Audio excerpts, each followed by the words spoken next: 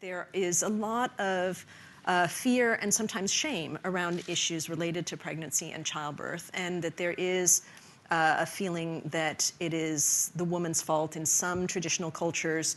Both complications of pregnancy and fetal death, newborn death, are sometimes seen as being a reflection of the fact that the woman was unfaithful to her husband or some other cultural violation that she was responsible for, or potentially her family.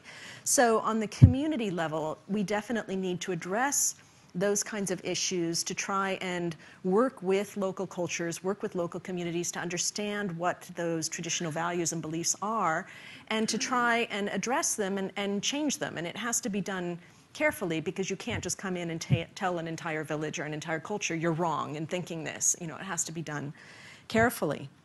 I think at the more global level, and I didn't get a payment from GAPS for saying this, but I think the approach that GAPS has taken to trying to raise this issue on the global agenda is very much the right one. They're looking at raising awareness of the problem. They're looking, emphasizing the numbers.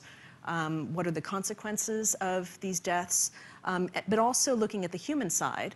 What can be done? What does it mean for individual women, for their families, when a baby is born premature or there's a stillbirth? And then I think the other key piece that we're talking about quite a bit here is that if you want action to happen, the policymakers, the funders, the healthcare providers have to have a sense that there is something that they can do about it, and that those solutions are available, that they are understandable, and that they're affordable.